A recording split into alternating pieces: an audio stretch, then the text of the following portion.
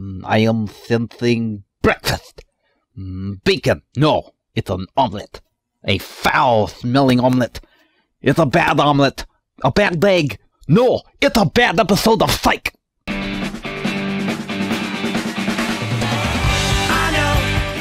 Greetings, the world of the internet. I am the great Matthew Squeak, and welcome to Squirrel Talk Review.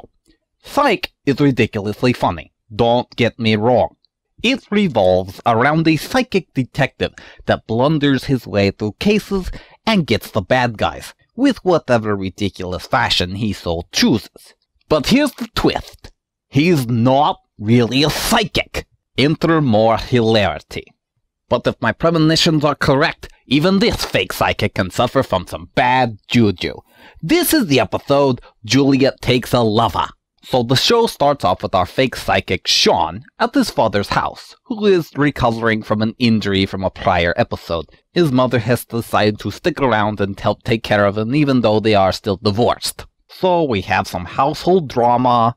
Is this a corn dog? I don't know, but there's one way to find out. Take a bite. I'm not biting it. I triple dog dare ya! It's needed to keep these characters likable. It's acceptably funny. And we cut to Plank J into Peg H. There is no Peg H. Peg H doesn't exist. I'm going to kill somebody. more drama. Don't click to another video. This isn't like the Muppets. Trust me. Sean is also having relationship issues with his girlfriend. So you know what I'm gonna do? What are you gonna do? I am gonna move in with my dad. Way to kill the moment. Is there going to be a murder yet? And finally What are you doing? do we want to know what you were doing? It's not what it looks like. I'm just taking additional photos for my soulmateconnect.com online dating profile. Whew. I thought there was something truly embarrassing going on in here. We also have some drama associated around his best friend's relationship issues. I think this is a little too much drama for this episode, especially when it's supposed to center around comedy and mystery. But finally the twist starts. Understands that. She knows that someday, eventually, we will move in together. You don't know her like I do. She's not a reactive person. She's cool. Juliet is cool. Yeah, she's cool like that. But it looks like Helene is back on the market like that. Helene. Which is still more drama. Now let's think through this rationally. She is a cop and is not using her real name. She is most likely undercover in some undercover operation thing. But our psychic somehow shows up at their date to crash it. This is a photo of me with my long-snouted seahorse.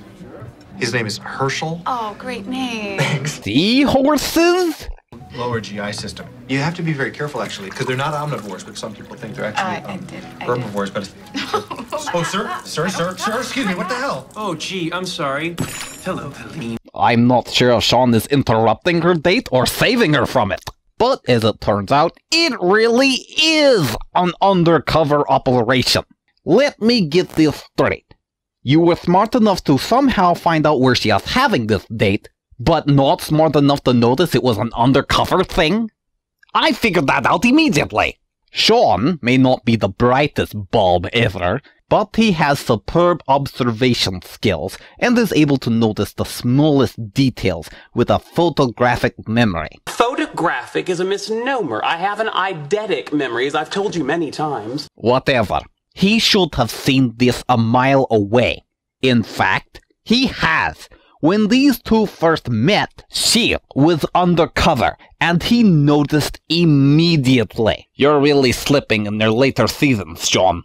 It literally takes another cop to finally come in and help him put two and two together. And we cut to the mystery. Finally. In the past 3 months, 2 women in their late 20s were killed. Both of these women were strangled. Their bodies both found in a dense, wooded area. However, we were unable to find any other evidence which connected these 2 women. Until we found this. So it is a murderer lurking in a dating site. The internet is just so full of these crazy people out there, you just never know what you're going to see.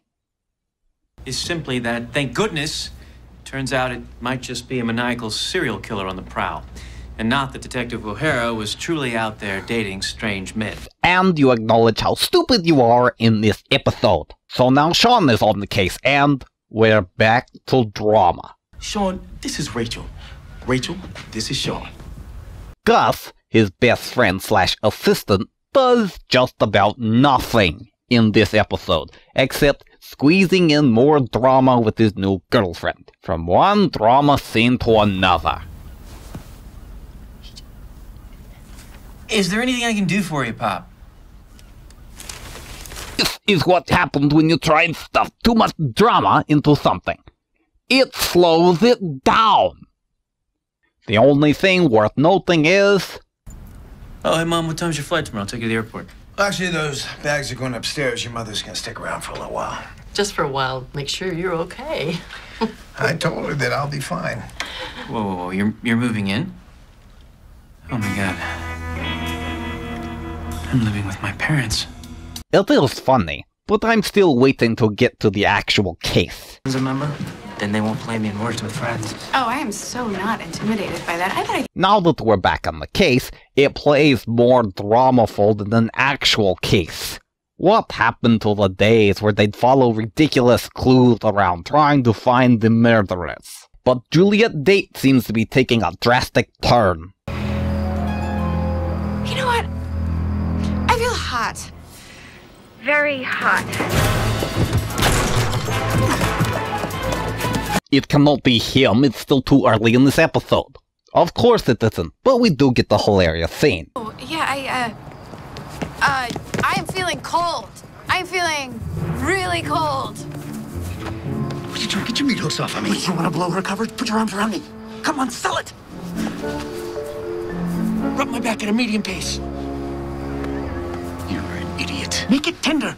I'm being tender. And we return to actual drama, as I have to try harder to stay focused on this program. Is that the boy who could fly?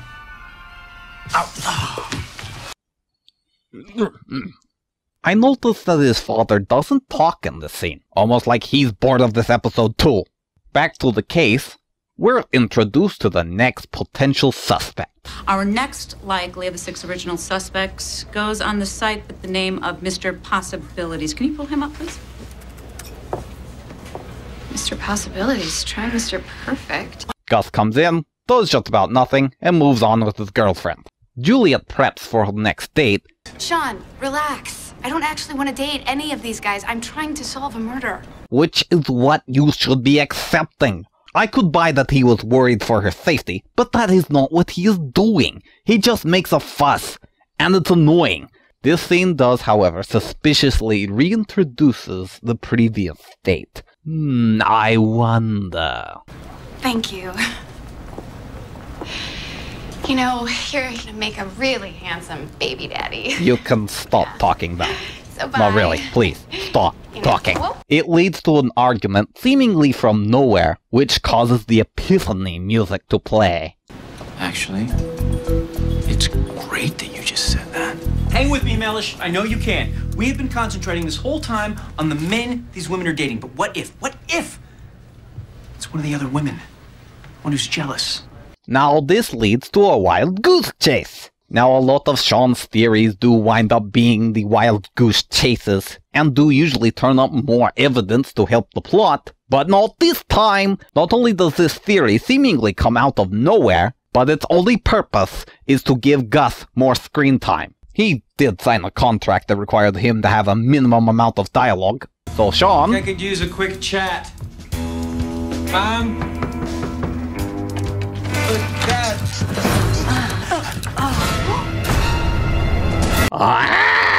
Avert your eyes! Avert your eyes!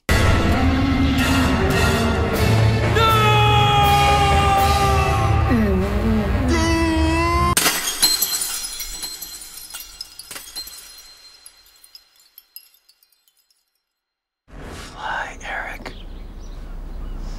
Fly high. High into the clouds. As the entire show attempts to recover from its rather traumatizing scene, Sean notices a magazine tossed about in his room. Holy crap. Dad, Look at this guy. Whoa, Sean, I don't think I'm ready to have this conversation. No, Dad, look. It's the same guy. It's the same man. But these pictures were taken straight from the catalog and then photoshopped with different backgrounds. So that means that the Mr. Possibilities has stolen images from a magazine to make his profile. That means that it could literally be anyone. Mr. Possibilities. Mr. Possibilities isn't who he says he is. His real name is Ken Dowling. He fabricated an entire profile to try and create the perfect single man living in Santa Barbara. Or the actual motto in the photograph? Really? You're not kidding me, are you? This is really where you're going? This is the absolute last person it could be. His pictures were stolen to make the profile. You even noticed they were photoshopped. For being such a brilliant man and putting away so many villains, how can you be so stupid? They'll arrest him, but big shock. Well, then I don't know how you explain this. Mr. Possibilities just sent an email 10 minutes ago.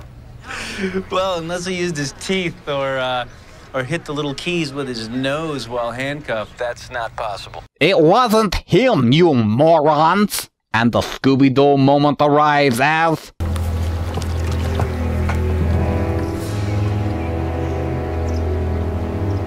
Mike? It was the Seahorse Man? The guy that had "I'm crazy" painted all over his face? So the red herring really did do it, and the guy who obviously didn't actually do it. What a twist! Juliet does a little clever flirting and manages to turn the tables on Seahorse Man.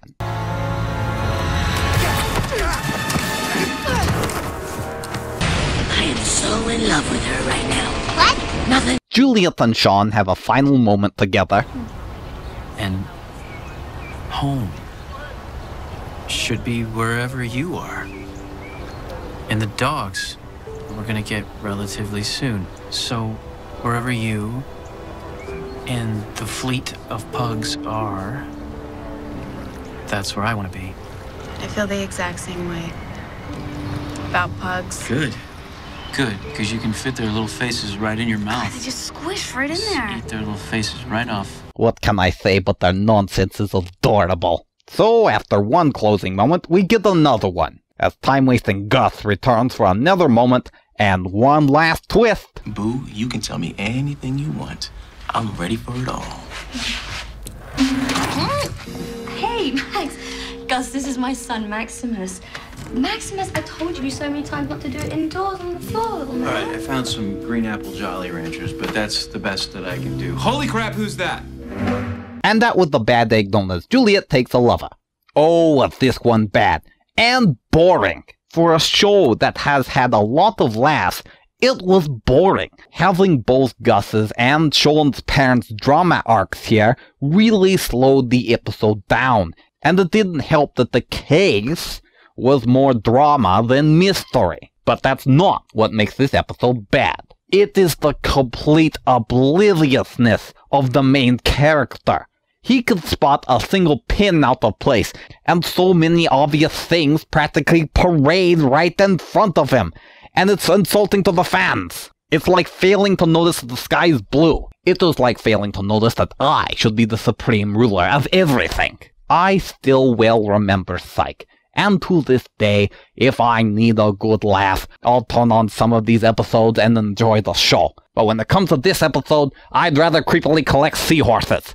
I'm the Great Matthew Squeak, and this is Squirrel Talk Review.